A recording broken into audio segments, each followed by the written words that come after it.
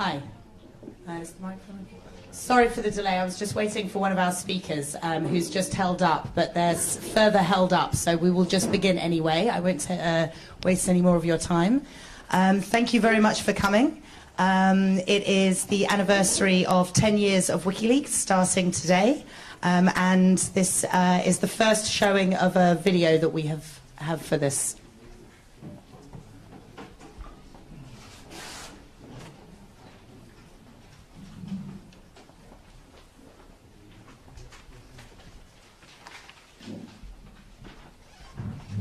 Anyway, welcome to the State Department. I think we have some interns in the back. Welcome. Good to see you in this exercise in transparency and democracy. A decade ago, we knew a lot less about the world's powerful leaders and institutions. We knew only what they wanted us to know. Don't worry, be happy. Don't worry, be happy. Don't worry, be happy. Don't worry, be happy. Don't worry, be happy. Don't worry, be happy. Don't worry, be happy. Don't worry, be happy. We didn't know how casually they broke the law or stitched up trade deals, how routinely they conducted mass surveillance or kidnapped, indefinitely detained, tortured, or even murdered people. But then, the whistleblowing website Wikileaks is getting ready for a bombshell. Wikileaks? Julian Assange? The guy ought to be, and I'm not for the death penalty, so if I'm not for the death penalty, I don't want to do it, illegally shoot the son of a Wikileaks. Wikileaks. I think the man is a high-tech terrorist. Julian Assange founded Wikileaks, a media organization unlike any other. In 1 decade, Wikileaks has published more secret documents than all the rest of the world's media combined. Wikileaks has published more than 10 million documents, more than 10 billion words. If you print them out, they would reach the center of the earth and then come out the other side. To celebrate Wikileaks' birthday, here are the top 10 greatest hits, 10 publications that helped us all better understand the world we live in. In 2007, Wikileaks showed us inside Guantanamo Bay by publishing the manuals and standard operating procedures used to hide prisoners from the Red Cross, as well as PR guides used to eliminate certain words like suicide or to rename a hunger strike as voluntary fasting. 500,000 documents make up the Iraq and Afghanistan war logs, the most detailed description of war to have ever been published. Each attack and death is listed, including 15,000 kills that had been kept secret from the public. When European oil company Trafigura dumped illegal toxic chemicals in the Ivory Coast, it convinced a British court to gag the BBC and The Guardian. Wikileaks published the gag documents breaking the censorship ban. In 2010, Wikileaks revealed how a US Apache helicopter killed 18 people, including 2 journalists and people in a van driving children to school. What shocked the world was the video game commentary of soldiers eager to kill. Look at that, right through the windshield. Oh yeah, look at those dead bastards.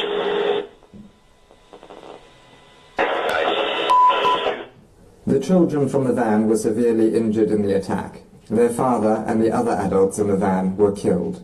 The United States strongly condemns the illegal disclosure of classified information. Later that year, Wikileaks released over 250,000 secret US diplomatic cables about every country in the world. Cablegate exposed wrongdoing on every continent. Wikileaks exposed the largest international agreements that the world has ever seen, the 3 big T's, which are being negotiated in secret. The 3 big T's are big businesses' new strategy to bypass the World Trade Organization and ensure that they get to set the international rules of what other countries can and cannot do. Today, Wikileaks begins its release of emails documenting the private lives and private lies of private spies. Wikileaks revealed the inner workings of private intelligence company Stratfor that provides advice to US government agencies, arms companies, and Dow Chemical, who hired Stratfor to spy on the victims of the largest chemical disaster in history caused by their plant in Bhopal, India. With the 2.3 million emails published in the Syria files, including the emails of its head of state Bashar al-Assad, Wikileaks revealed the true nature of the Syrian elite. The Syria files also shed light on how Western companies profited from Syria by breaching sanctions. Wikileaks revealed the US National Security Agency's spying on world leaders, including Chancellor Angela Merkel of Germany and the UN Secretary General Ban Ki-moon, the last 3 French presidents, and President Berlusconi of Italy. Finally, coming in at number 10 are the emails of the US Democratic National Committee, which showed how the DNC undemocratically and illicitly stacked the deck against Bernie Sanders. As a result of those leaks, the DNC's 5 top heads rolled. For the 10 million documents published, and the 10 million more to come, let us all wish Wikileaks a happy 10th birthday. To help Wikileaks publish the next 10 million documents, go to wikileaks.org/donate.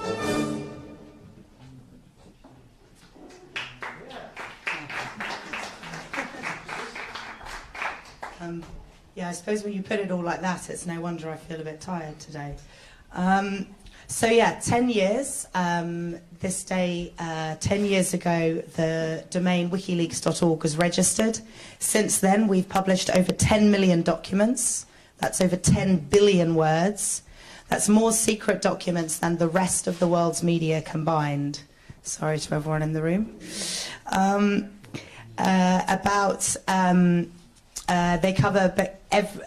They cover information about every country on the world. And we've partnered to bring these revelations out with over 100 media organizations over the decade that we have been around so far. We're going to be celebrating over the next 10 weeks with new events being announced all the time, quite a number of supporter of activities that people can get involved in. We have promotions on our book, the WikiLeaks Files. This is the hardback copy, but the paperback is about to be launched. So yeah, there's a lot going out over these next 10 weeks on the sort of supporter community side. We actually have some quotes coming in, some happy birthday quotes. There's one that came in just this morning from Chomsky, which you might be interested in. He says, on our birthday, WikiLeaks has provided a unique and quite outstanding service to people of the world, bringing to them information that they should and deserve to have, and that has been illegitimately concealed by systems of power. So it all began 10 years ago with the concept of an online Dropbox that Julian Assange devised. This concept, we're very proud to say, has now become a lot more normalized and has spawned and is a number of media rooms around the world. The concept here was that there was a system that was possible to be built, that he did build successfully, that people could submit documents online. That means they could upload them and get them directly to a media organization anonymously. We are now on our 2nd generation submission system. We relaunched it just over a year ago. It has become clear, as I'm sure all of you are aware, the NSA surveillance capabilities. We started understanding in quite a lot of detail about these capabilities back in 2010 with some of our releases there, and a lot more as we continued with spy files in 2011. And it became clear that a lot more parts were needed for our Dropbox to make it secure in this mass surveillance age. Also, we'd grown our area of expertise in the whole operational side of source protection. So there's some unique elements of our Dropbox. For example, the fact that the instructions can be read from every single page on the website. So we actually even mask who is even considering submitting a document. You can't even analyze the internet traffic to our site and see who might even be considering and wanting to understand the tools they'll need. So we've stayed at the top of our game on our Dropbox over the whole decade. And of course, our online Dropbox began netting leaks very, very early on. It was just a couple of months later that our first publication came through. And since then, they've just kept coming. We've had, for example, quite a lot on Guantanamo Bay. These began in 2007 with the standard operating procedures that came out then. These showed the regulations around torture, propaganda uses by the US government to try and cover up their illegal behavior within Guantanamo Bay. What happened with the Guantanamo files, we've noticed actually happens in quite a lot of areas, that when we start publishing, the impact that we go for, that we promise our sources, is very successful, and other sources of other information relating to that topic understand the expertise that we have in the area, that we've generated the media partners ready to work on those topics, and often as a submission and a publication on one specific topic will net more on the same topic. So after we began in 2007 on Guantanamo, documents about Guantanamo Bay, we actually just continued to get more, and we've been publishing up until 2011. We still had some more on Guantanamo Bay. There's a number of these. We will be looking at every week over the 10-week period at different topics, themes or countries, and these stats and information will be coming out. Some other examples of some early on documents, there's a couple of interesting ones. German media, Focus magazine. Back at the 11th of August 2008, we released the missing pages of the Schaefer report into the illegal spying by German intelligence on the German press. The 2006 report, compiled by a former federal judge, investigated spying on journalists by Germany's BND, the Secret Intelligence Service here, which is forbidden under German law. The missing pages contain detailed descriptions about the BND's contacts with Focus magazine. The code name Jerez for one of the journalists there was Huffelschulter, who was in contact with them quite a lot, which was shown through these documents. We also released just the year before that, in 2007, the Stasi files, showing that the Stasi was still in charge of these Stasi archives. Then we moved through and we started getting a new trend coming in 2010. We started getting a large lot of document sets that were large archives. We began quite famously in 2010, Collateral Murder. I joined the organization just after that, and I was part of one of the first of these large archives, the Afghan war logs, that we put out in 2010. That was over 90,000 reports from the war in Afghanistan, from the US troops on the ground there. This was the first time that a media organization was publishing such a large set of documents in this way. It was a first for us at that time, but has a trend that has just continued and has grown. A few months after that, we published similar reports from Iraq, 40,000. These showing, for example, one such revelation from these reports was that the US government would not be reporting a number of instances of torture abuse claims that were received. And then, later that year, 250,000 cables. These were diplomatic documents from the US State Department. And we began in 2010 with publishing 250,000 cables. This was a publication that ended up with 100 media partners. We were publishing for several months. This produced amazing results all around the world. A couple that show the impact. For example, the cables have been cited by Tunisian academics for having contributed significantly to the revolution in Tunisia. They also were one of the main bases for immunity being withdrawn in Iraq. The Prime Minister at the time explained that this was a reason, the information in the cables, for them taking away immunity for US troops. And there's an interesting case which really showed us and started to develop our publishing model that we have been finessing over the last several years.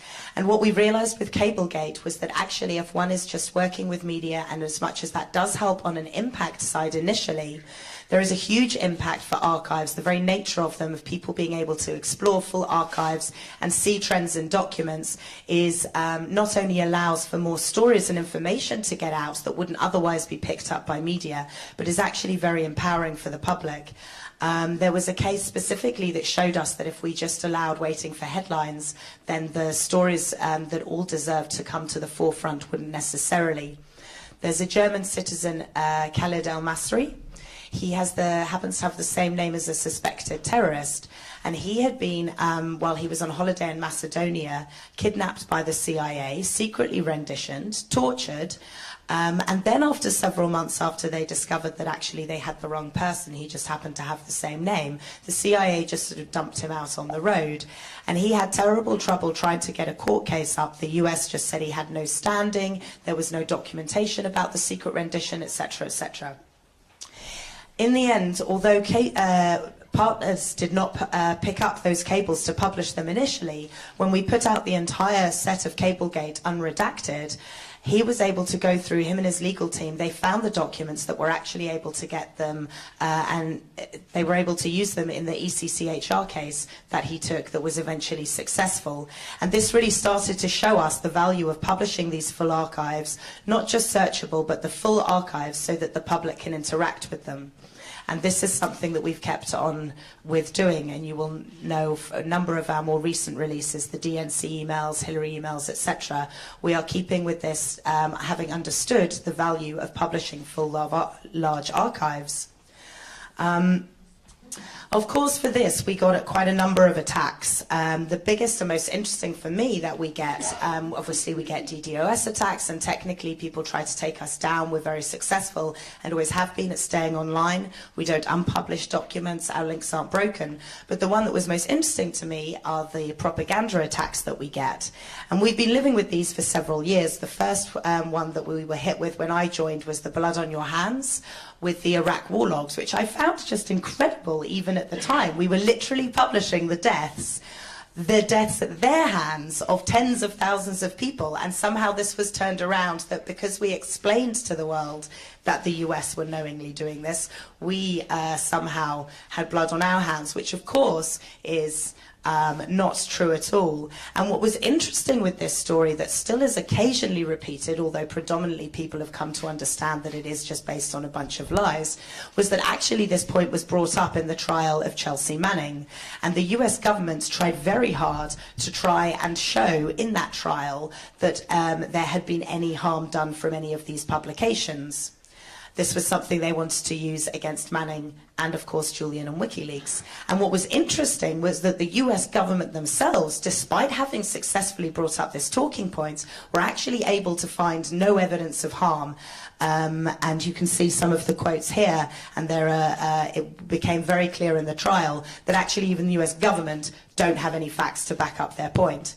And we've seen these sorts of propaganda attacks continue. We're going through quite a large one at the moment. Doesn't surprise us at all.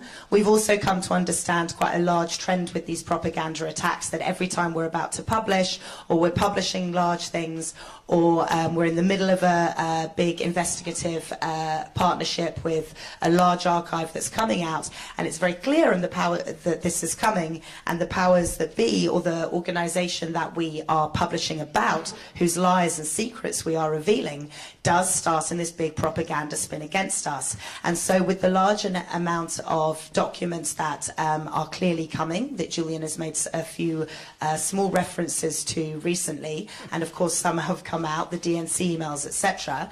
Of course, as is usual for us, a large spin machine went into play against us, and there have been, it seems, quite some digging through past publications. There really is, it seems to me, quite a concerted attack to go in through and just try and find anything.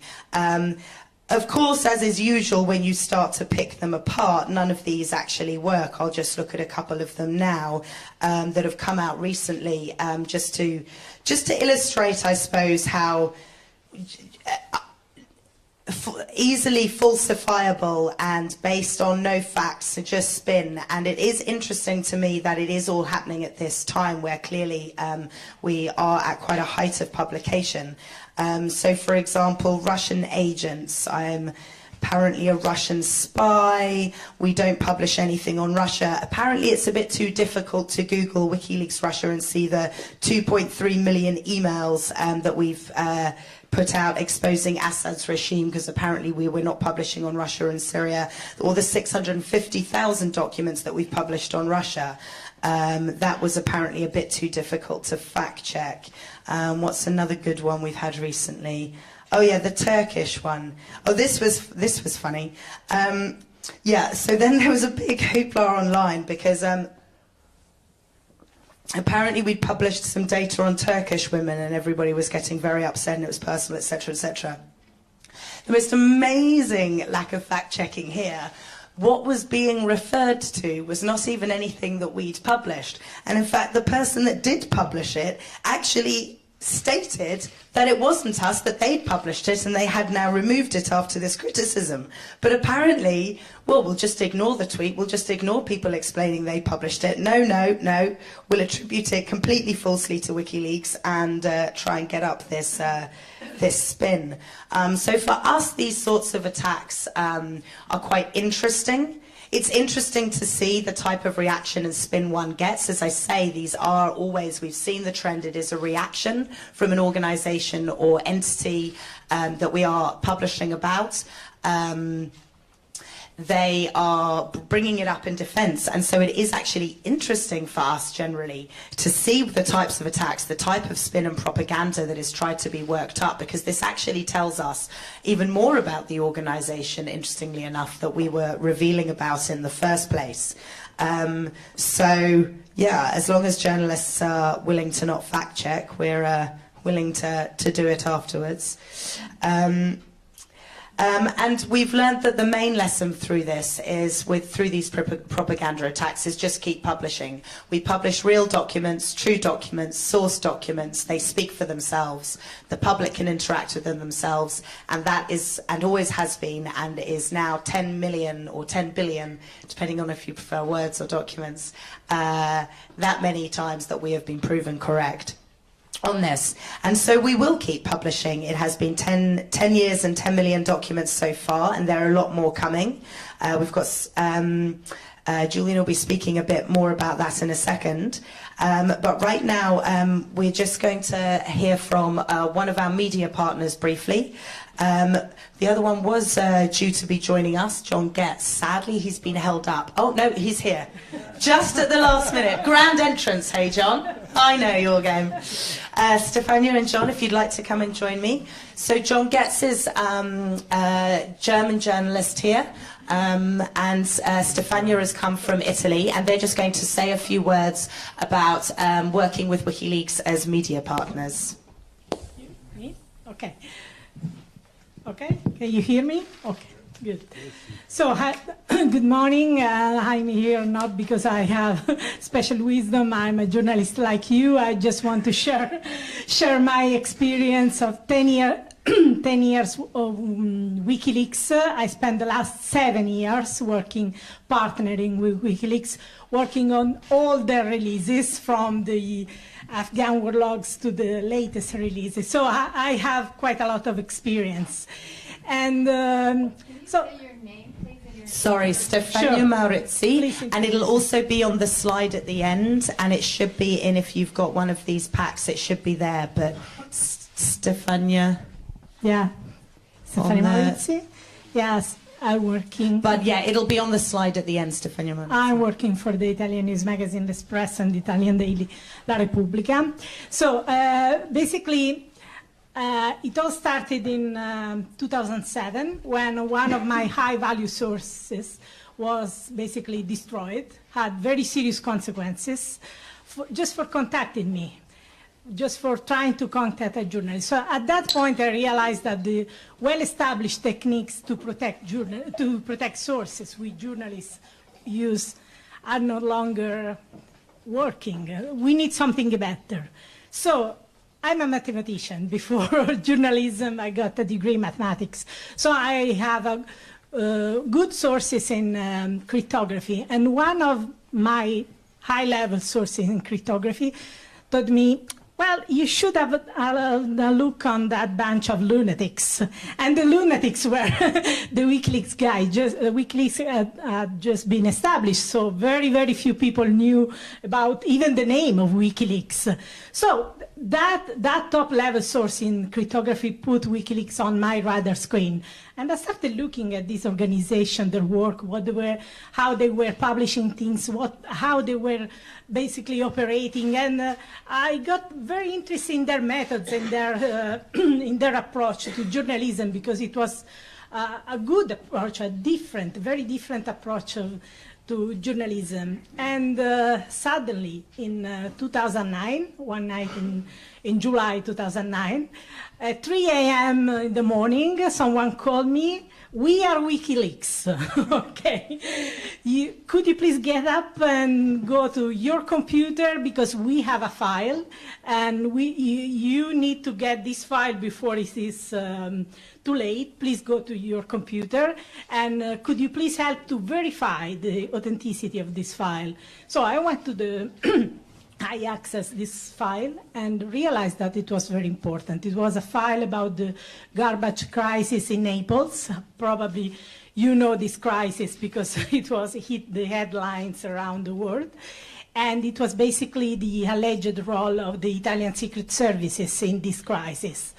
So at that point, I realized their methods. I realized how they were operating. Though at that time, I knew very little, and I started tracking them down, trying to understand who they are, how they work.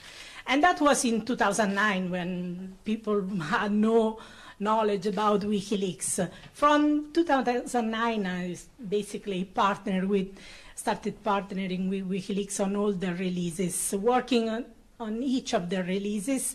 And I could tell you some good paranoia stories about the paranoia of getting fake documents. But I could tell you also, tell you a very good story about tough journalistic work for verifying these documents and try to put them in a context, getting good stories, because this is what journalism is about: verifying documents, finding angles, finding stories, and make these stories accessible to the large public. And when you go to the court, when you get libel cases about this story, well, you have to be sure you publish very good and and absolutely genuine documents, because you go to the court and you risk personally, you and your newspaper, of course. And we went to the court and we won the case when we got libel cases about our WikiLeaks releases. Well, I could tell you how important. I mean, it was thanks to WikiLeaks documents that we were able to learn what happened behind the scene of the story, the Italian story. Actually, it is an international story. You probably know the extraordinary rendition of the Milan cleric Abu Omar. Abu Omar was kidnapped in Milan, and basically Italy is the only country which nailed the CIA agents involved in this rendition. And thanks to WikiLeaks cables, we were able to understand what happened behind the scene, how the US government tried to put pressure on the Italian prosecutors, in the Italian politicians, in order not to have this case going ahead in the court.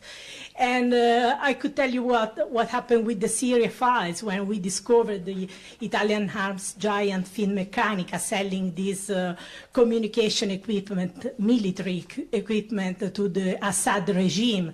And in that case, we got a libel case. So we got a major libel case, but we were able to win because documents were true, documents were genuine. We had done a good work, and WikiLeaks had done a good work revealing these documents, revealing a story which would have been inaccessible without the WikiLeaks document. Finally, if you check the latest UN report on Sudan, you probably know that Sudan is one of the countries which is under embargo by the UN. There is an arms embargo. And the UN inspectors, actually, the UN experts, go there travel to Sudan and check whether this embargo is well respected, whether there are violations, whether sanctions are needed. So if you check this latest document, which was published the 22nd of September, you will see how the UN inspector uses WikiLeaks documents to expose companies selling this military equipment to the Sudanese regime. So you will understand how even the UN rely on these documents published by WikiLeaks. And this report was basically released 1 week ago after apparently Russia tried to stop its publication.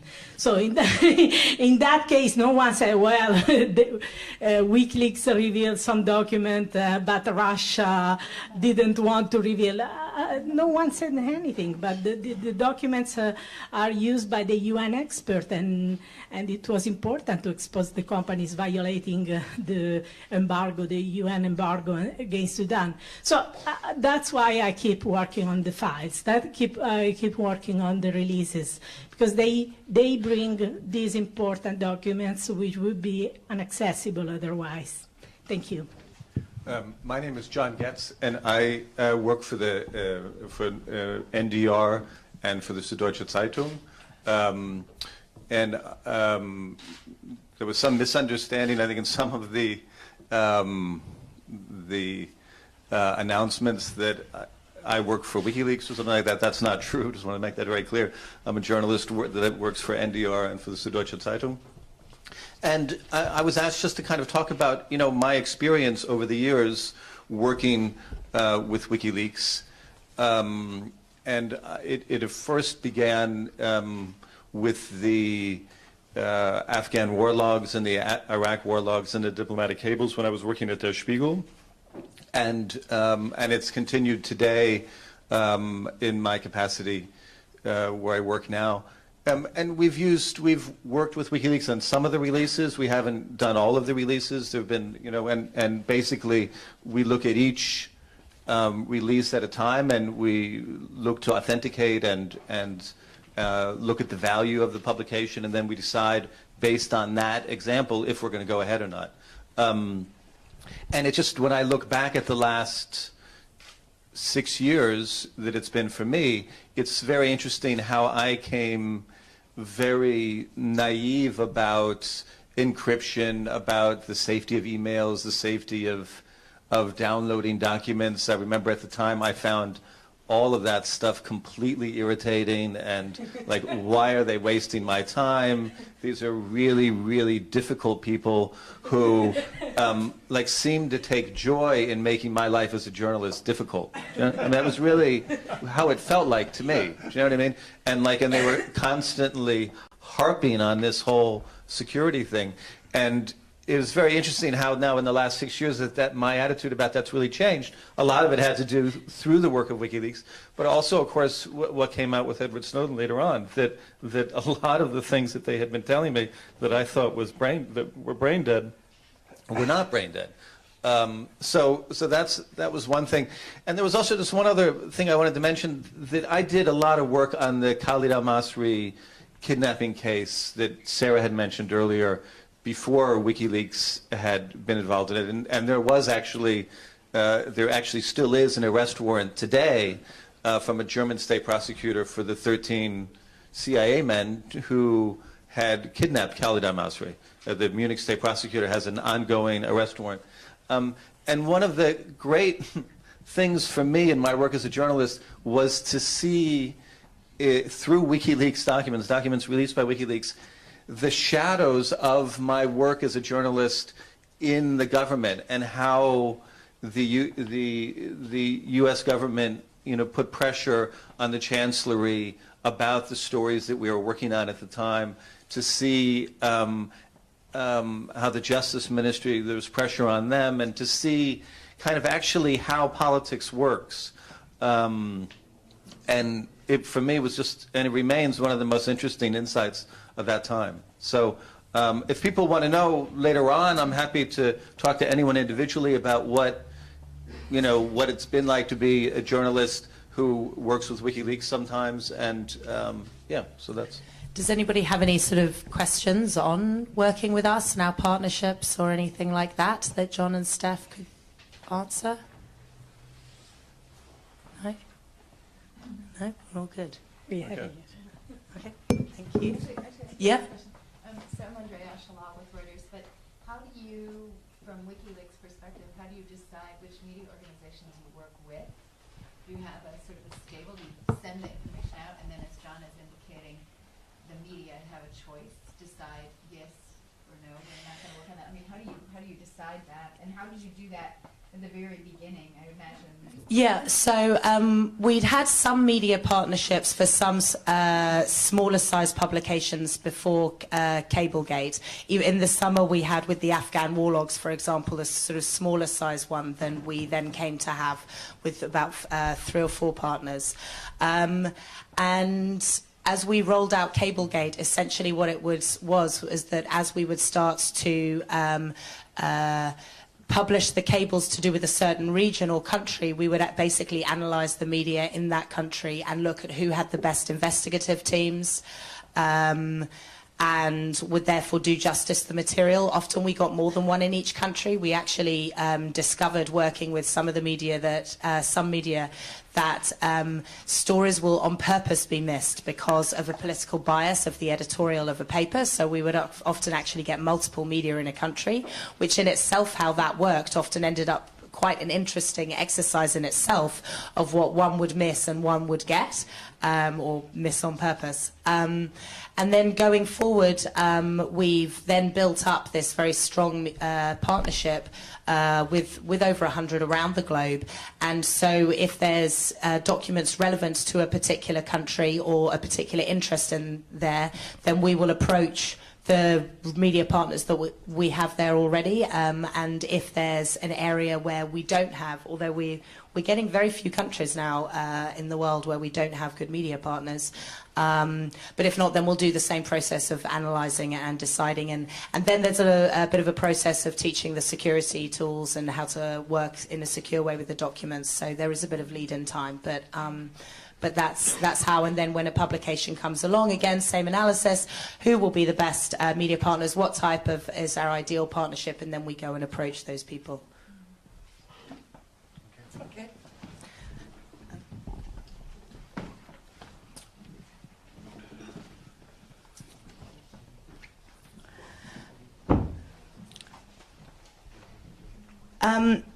So through all of this through all of these publications, we've had, yes, the propaganda attacks, but also some legal attacks against us as well. This began, obviously, in 2010 with the banking blockade. We've been working hard against that to not only get the blockade dropped, but to actually get some justice for it. Obviously, for an organisation that relies off donations, when we were publishing hundreds of documents a day, to not have that revenue stream coming in was quite debilitating for a while, but we pushed on through. We have managed to predominantly successfully defeat the banking blockade. We've won court cases against Visa and MasterCard, and we're in the damages phase of that. So hopefully over the next few months and year there will be some updates on that case, but we are being successful as that progresses. We've then, of course, had a lot of surveillance, electronic, some of it mass surveillance, and some of it obviously targeted. Julian Assange is in an embassy where, although there was several months ago, the Met Police did put out a statement that they were taking away their overt surveillance, they did state that they were going to be upping the covert surveillance. Sorry, I thought that was a question. Sorry to pause. But yeah, so I had a particular interaction with some of the U.S. grand jury case against us and the surveillance that we get. A couple of Christmases ago, I got a lovely Christmas present from Google, where they sent me finally, after having been keeping it secret for 2 years.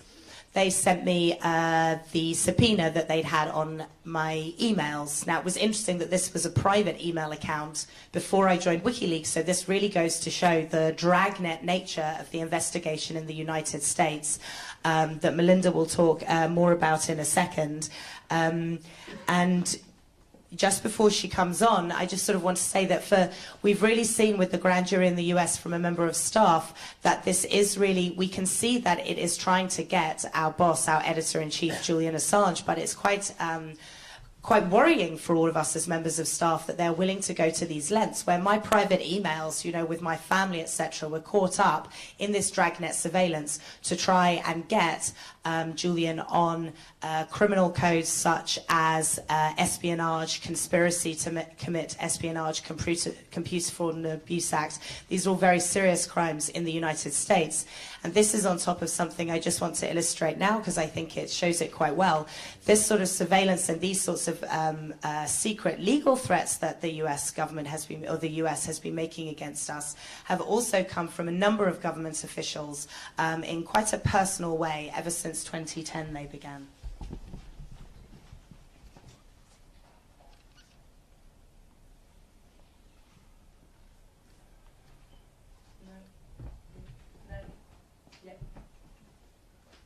High-tech terrorists. Cyber terrorism. Information terrorism. Shut it down. We're going to hang you. Use a drone or something. A bullet in the brain. Illegally shoot the son of a... Information warfare is warfare. And Julian Assange is engaged in warfare. Information terrorism, which leads to people getting killed, is terrorism. And Julian Assange is engaged in terrorism. He should be treated as an enemy combatant.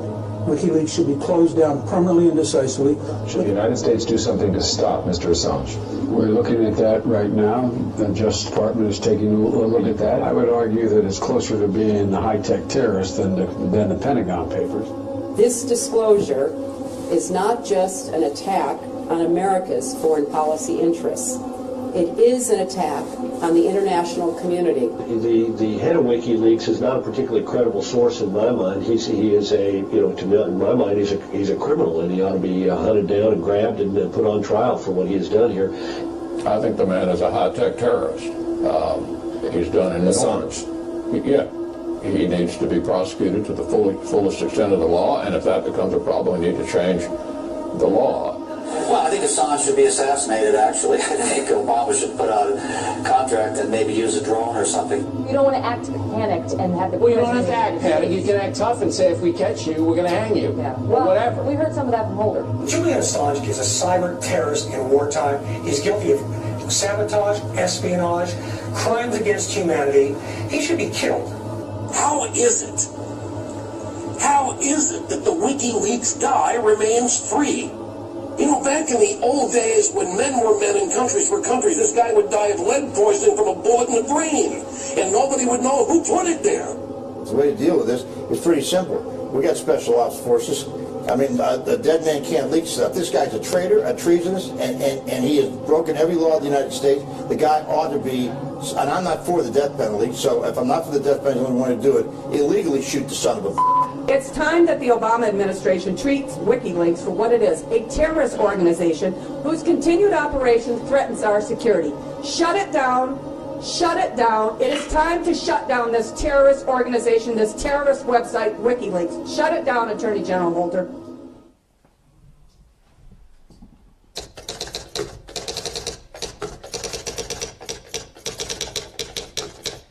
So yeah, they're quite serious threats there coming from some very official people in the US. It's also came out just in the last couple of days that actually these sorts of comments came from Hillary Clinton's mouth as well, where she in a meeting questioned whether he could be droned or not. So to explain a little bit more about the current status and any updates of this US case, we have one of Julian's lawyers here, Melinda Taylor.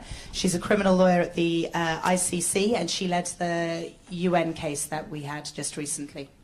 Melinda. Hi, everyone.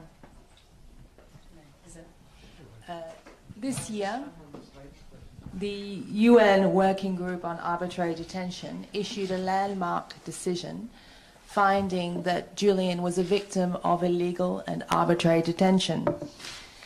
They further found that the circumstances of his detention violated his right to protection from torture and cruel treatment. They found that Sweden and the United Kingdom had a duty to ensure his protection and security. This decision concerned the legal responsibilities of the UK and Sweden, and they were jointly responsible for keeping him in detention. But it was clear from the subtext of the decision that there was a larger villain lurking in the background. Indeed, in an email from the Crown Prosecution Services to their Swedish counterpart, it was underlined that, please do not think that this case is being dealt with as just another extradition request. And why was that? It's because the long arm of the US had reached out to its allies and indicated that it wanted Assange by any means possible. As a result, it's the ever-present risk of being carted off to face an unfair and abusive prosecution in the US that forms the bars that keeps Julian indefinitely detained. The complex legal decisions and actions that have given rise to this indefinite detention can be distilled to a few simple and irrefutable facts. There is an ongoing national security prosecution of both Julian and Wikileaks. It is the largest investigation under the Espionage Act in US history, and it is the largest cybersecurity prosecution in the US Army. This prosecution has already given rise to several legal abuses and mistreatment. Chelsea Manning was interrogated in relation to both Julian Assange and Wikileaks. The UN Special Rapporteur on Torture found that the interrogation methods applied to her amounted to torture. As Sarah mentioned, in 2012, the Department of Justice issued secret subpoenas to Google to obtain email accounts with private, personal, privileged information, and there was barely a whimper of protest before they were given up. On 28th of January 2015, a spokesperson for the Eastern District of Virginia confirmed that the criminal investigation into Julian is ongoing, and the risk presented by this prosecution has only grown in the last few years. Mr. Assange was and is a thorn in the side of US politicians who would prefer that their dirty secrets and mistakes are hidden from the very people who have the power to either elect or dismiss them. The inability to view Julian or Wikileaks with any level of impartiality has just been emphasized by the recent smear campaign caused by the DNC leaks. Once again, the specter of Reds under the beds has been resurrected. Just because Wikileaks dared to publish information, for example, about Hillary Clinton's policy failings and her short-sighted and flawed approach to international interventions, for example, in Libya. He published this, therefore he must be anti-American. He must be an enemy of state. They don't see him as a publisher. They see him as an enemy combatant who must be brought to heel by any means possible. Julian has even been placed on an NSA man-hunting list, along with other members of terrorist organizations. And as Sarah mentioned, there was reports that came out recently that Hillary Clinton, in a meeting, proposed to just drone the guy. And while this has been going on, both Sweden and the United Kingdom have refused to give any assurances that he won't be handed over to the US if he were to go to Sweden. And of course they hide behind technical reasons for their refusal. Oh, we haven't received a formal request from the US for his extradition.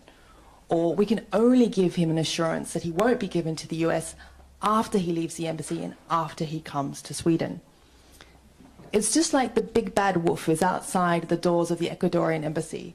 He's trying to huff and puff and blow it down. And now he's trying to convince Julian to leave. Come out, Julian. I might be chomping on a Chelsea Manning sandwich. That might be Edward Snowden in a frying pan behind me, but you'll be safe if you come. And so the stalemate continues. Julian remains detained because the UK and Sweden continue to flout their international obligations and their duty to protect him from this risk. But even though Julian has been locked up, they haven't been able to silence him or WikiLeaks. Over the last 5 years, whilst Julian was detained, WikiLeaks has continued to publish key information that has changed the world. Without WikiLeaks, this information would have remained unknown or obscured, but it has now empowered people throughout the world to know where the perimeters of responsible government ends and the shadowy outlines of Big Brother commences. WikiLeaks documents are not created, culled or pieced together to support a particular political narrative, and as a result they show both sides of the coin. As an example, it was the detailed minutiae of corruption and excesses that were set out in leaked US diplomatic cables that acted as a catalyst for the Arab Spring. But the diplomatic emails and cables leaked by WikiLeaks were also instrumental in revealing the political machinations that both preceded and accompanied the NATO intervention in Libya. For example, one can see in Hillary Clinton's emails that she was aware of the profile of Saif Gaddafi as a potential reformer. She was aware of potential peace plans that could have avoided further civilian casualties. The US were aware, even later, that if he was tried in Libya, it would be inevitable that he would be given the death penalty. Nonetheless, all of this was avoided or ignored because of the political calculus between securing oil contracts as compared to protecting civilian lives. So these documents have had a range of repercussions in a range of areas. They're used by both the Victims' Council and Defence Council international courts and tribunals. And that is because they help to establish the truth. Truth might be a universal value, but it's a rare commodity. Not everyone has equal access to authentic evidence. If you're a sitting head of state or a head of a multinational corporation, often you can conjure up documents at a minute's notice. But if you're a human rights defender, a political opponent, or a dissenter, it's very hard to get access to evidence to help prove claims or protect your rights. But by making troves of authentic documents freely available, WikiLeaks has leveled the legal playing field. Thanks to WikiLeaks, you don't have to be a government crony or an insider to get information concerning, for example, the collateral murder of civilians and journalists in Iraq, mistreatment of detainees in Guantanamo Bay, US spying on foreign diplomats, unfair and unbalanced trade agreements. Today's event has been convened to mark the 10th year anniversary of the registration of WikiLeaks. These 10 years have transformed the notion of democracy and human rights. Because of WikiLeaks, people throughout the world have the power to know what is being done, why it's being done, and by whom it's being done. Through this knowledge, they can more fully participate in the world they live in and protect their rights. I would like to thank Julian.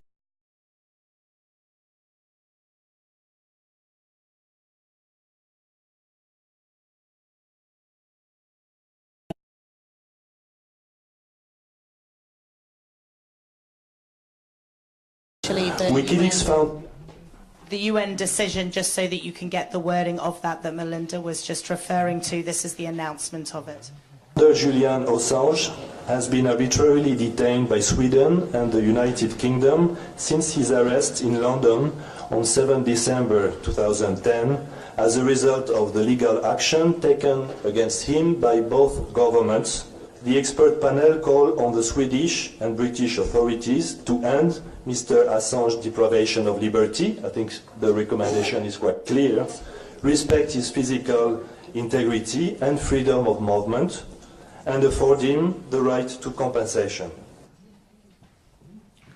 And despite that UN ruling that came several months ago, Julian is still in the Ecuadorian embassy in London, although hopefully via video to us right now. These things never work just as they're meant to, huh?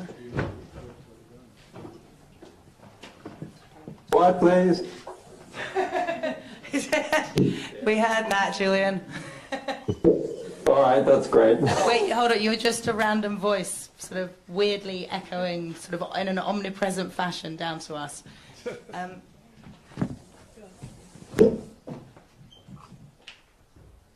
Come on, Scotty.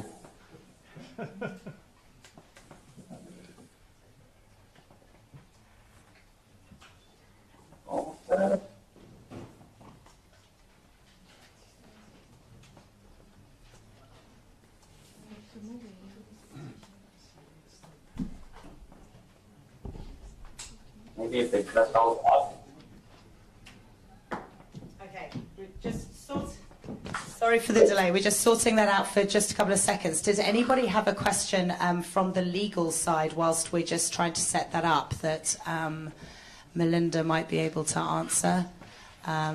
Yes. We talked a lot about the threats that you've been facing. I just wanted to ask about yesterday why this announcement wasn't made from Assange's balcony. You talked about security threats. Can you elaborate on them? I don't know if you want to make sort of a general comment. I would say that on the specific announcement, the sort of, I know it sounds a bit bad, but it's a bit of a get-out clause, but obviously the nature of sort of a security issue for him is one that we can't really go into too much. Oh, we've got him, sorry. Happy birthday. Thank you. This is Truth, not Ruth, actually.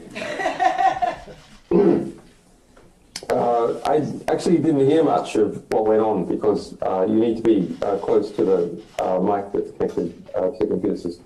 But, okay, so I understand we're in the Volksbringer, and I'd like to thank the Volksbringer for again for letting us use that space. It's a quite important place here in Berlin. Okay, so let me get my notes and we'll begin. We have about 20 minutes, is that right? We're running a little overtime. No? Yeah. So I'll try and cut it to 15 so we have time for questions. Over the last 10 years, Wikileaks has released 10 million documents comprising of 10 billion words. And why numbers are not everything, they're a start. That's information that never would have existed in the world had we not released it. It would have been stored away somewhere privately, but it wouldn't have become part of our collective civilizational knowledge. And it corresponds to approximately 3,000 documents a day on average. That's a hell of a lot of work. That's why we don't release every single day. We do things at scale in order to, release 100,000 documents at once. But it does pan out to about 3,000 documents per day. Now, why do this at all? I am in a position where I've been detained without charge here in the UK, in one form or another, prison, house arrest, the last 4 years in the embassy.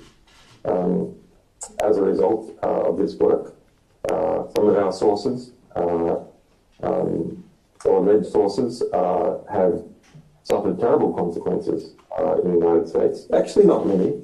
We have thousands, and there's only a couple of alleged sources that are facing difficulty, but altogether, between sources and supporters, people have been sentenced to something like 50 years altogether. And the two most significant cases is that of Chelsea Manning in the United States, sentenced to 35 years in prison, purely for communicating with the media. That's the allegation. There's no other allegation against them. The United Nations found that they had been tortured by the public to cruel and inhumane treatment akin to torture. Jeremy Hammond, imprisoned in New York for 10 years. And a number of Supporters back in the heat of the kind of first phase of neo-McCarthyist hysteria in the United States in 2010, 2011, went through a legal process as well. Most of them got off without any imprisonment. But, okay, what does it teach you? Well, it teaches you something about the structure of power. Whenever WikiLeaks engages in a release, sure, the information that we reveal about an institution or about a state is interesting.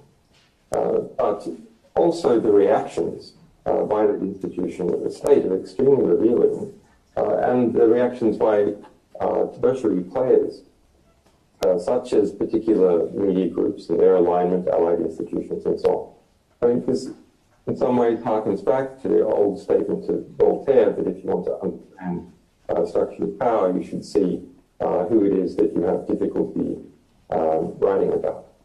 Well, myself, my staff, and our sources, we believe in some kind of romantic ideal. It's quite a quaint notion. It's quite a cynical notion. It's quite a notion, in fact, that perhaps in some ways doesn't belong to this time. It belongs to an older time, or perhaps a future time, which is that through understanding the world, we can do something sane. We can do something rational. It's not something of coming out of a postmodernist view of extremely bounded rationality, where everything is kind of pointing. We actually think it's fascinating to understand the world around us, and through this understanding, we can see justice come from it, as we have in many cases, some of which Sarah has pointed out. In fact, you can break down this quest for knowledge and understanding into really the three types of history. And by history, journalists will understand that I don't mean what happened 100 years ago, or not only what happened 100 years ago. I mean history circa now, the history that is unfolding all around us. What are the three types? So type one is the history which is subsidized, where there is economic interest in propelling it and promoting it. That, of course, includes all kinds of advertising and propaganda, but it also includes very basic things, such as how to hammer in particular types of nails, how to build a pump, how to fly an airplane.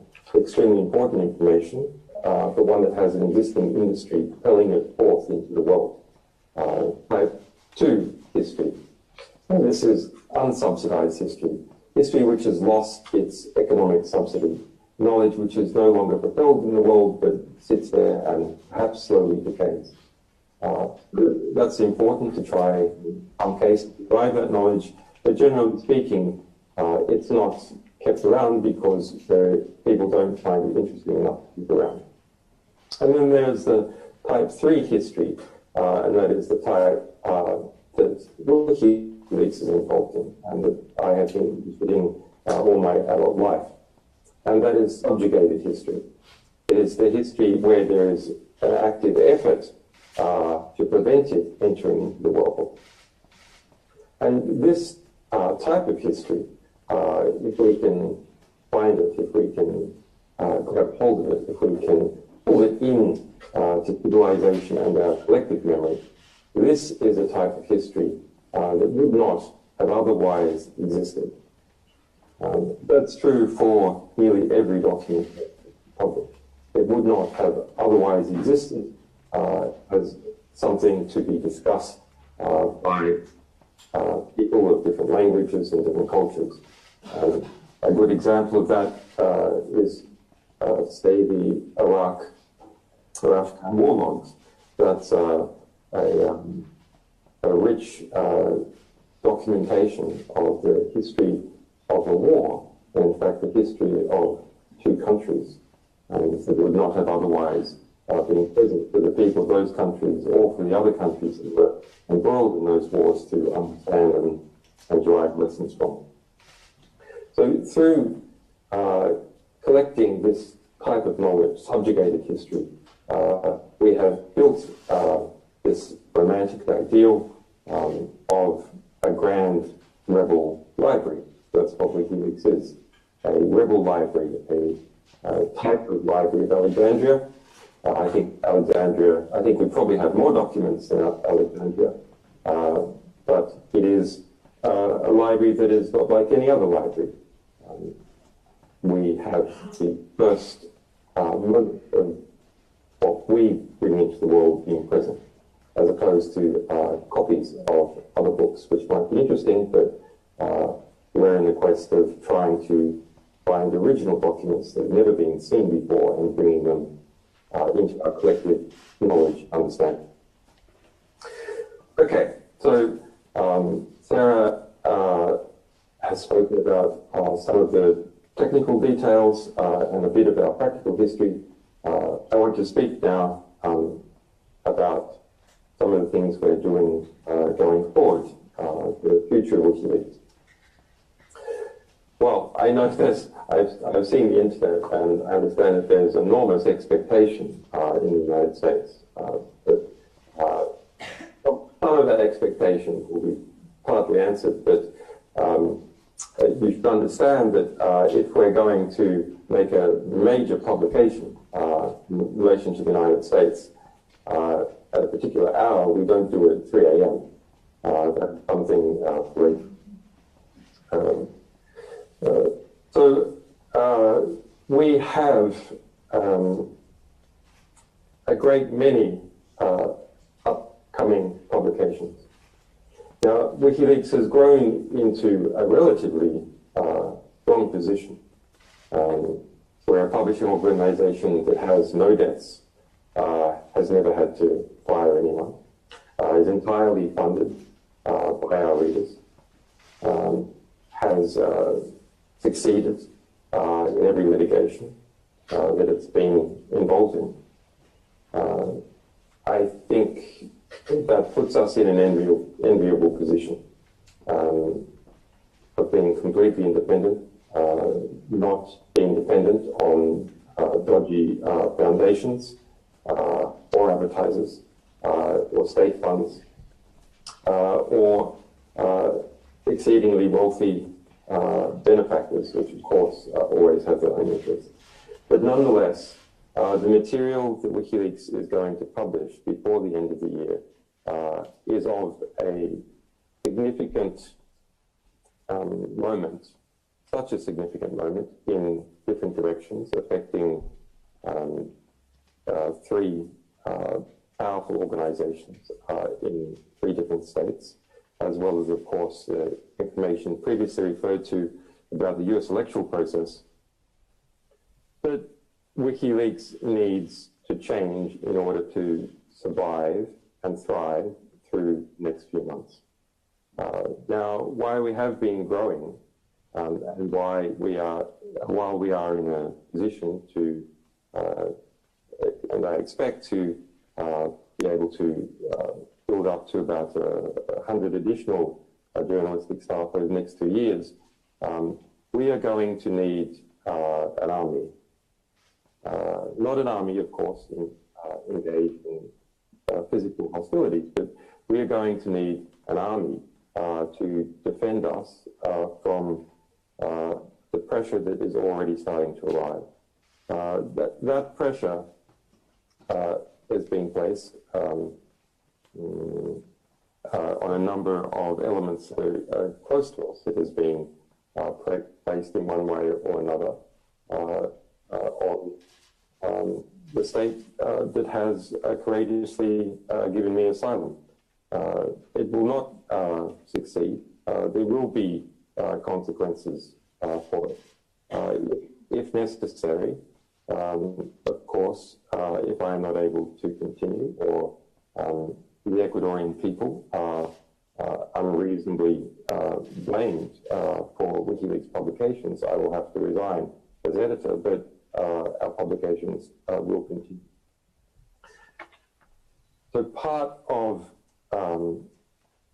the necessary defense of WikiLeaks, we have engaged in a new project to recruit people across the world to defend our publications.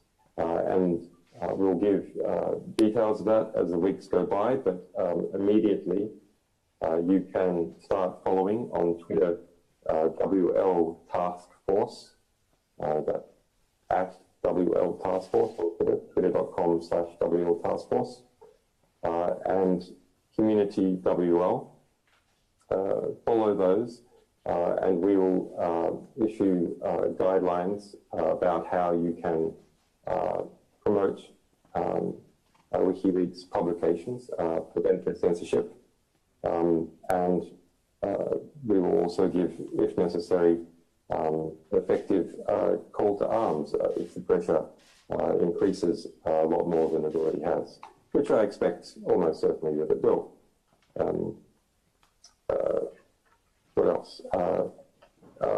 The funding model of FAS is a very interesting model. FAS is a German newspaper, and it's something that we have been working on for a while. WikiLeaks will soon launch a membership system where we will give voting rights in relation to 20% of the discretionary expenditure we have. It's important to keep us independent and keep a sustained and predictable income as opposed to significant income coming from the times of publication, but in the times of between publications where there's extensive litigation, then the funding is more unpredictable, which is a difficult position to be in if you're in the middle of litigation.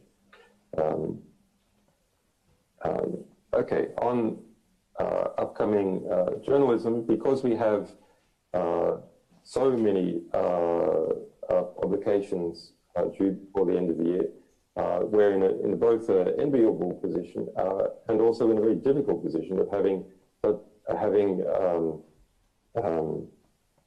more than 1 million documents to get through of many different sources.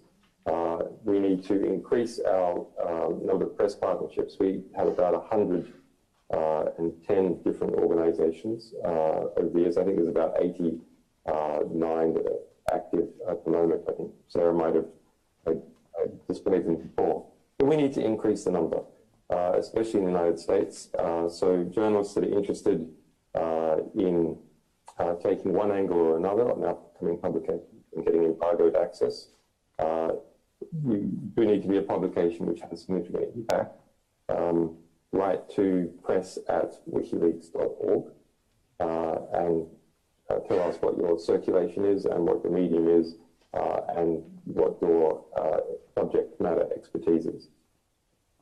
We have a book which has just come out, that is the WikiLeaks Files. It is out now in the United Kingdom. It is 40% off this week at Verso. So if you just Google Verso WikiLeaks Files or search for it some other way, that's a free book, and it's available by ebook as well. We have another book coming out later this year.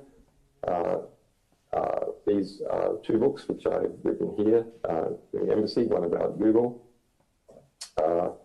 and one about cypherpunks, how cryptography permits journalists and others to protect themselves from mass surveillance. Look at that. It must be the green. Okay. Now, upcoming publications. We hope to be publishing every week for the next 10 weeks. Now, we have on schedule, and it's a very hard schedule, all the US election-related documents to come out before November 8th. Our upcoming series include significant material on war, on arms, on oil, on Google, on the US election, and on mass surveillance. So journalists who are interested in those subjects, please write to press@wikileaks.org. We will be beginning the first publication in that series this week. I'm not going to specify the hour because, of course, all the press blacks get ready to try and spin in the other direction. Okay, so finally, so we can get on to questions, there's a lot of thank yous. I'm going to avoid 10 years worth of thank yous. Needless to say, an endeavor like WikiLeaks comes about as a result of the efforts of a great many people and institutions, common allies, love of what we're doing, and in some cases, sympathy and the thrill of doing something that's important. So I don't want to give a map of all the important people by thanking them, but that necessarily isn't a suggestion that everyone I'm about to mention is not important. So it's a mixture. First of all, the committed team of brave technicians and journalistic staff that make WikiLeaks what it is, which is an organization which has technical understanding at its core. That is our speciality, that is our comparative. Our sources, of course, without which none of this is possible. We will always keep your trust and do the best to get the best impact possible for you. We've shown over the years that we do. Our readers, supporters, and defenders who keep our mission going. A lot of staff and a lot of legal battles cost a lot of money.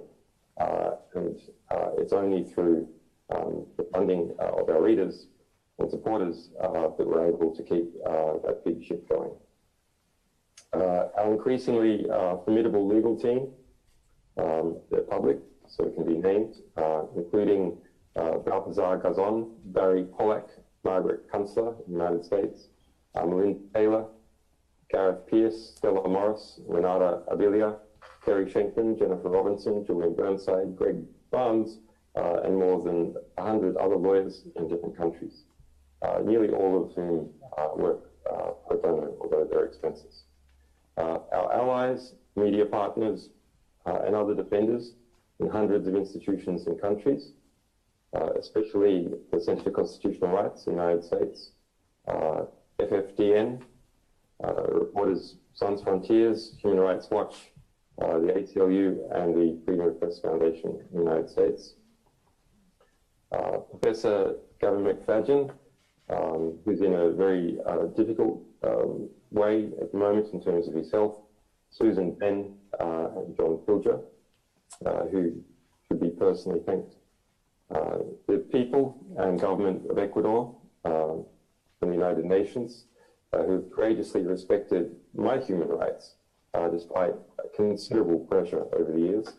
The people of Germany, the Holland Foundation, Der Spiegel, the Deutsche Zeitung, the CCC, Angela and Daniel Richter, John Gertz, and there's many others who I can't mention. And last, but perhaps most significantly, those who died fighting in this business. Michael Ratner, Chief Legal Counsel, John Jones, who together with Melinda Taylor presented our UN decision. Aaron Schwartz, Lenny Weinglass, another one of our lawyers, rest in power. Thanks.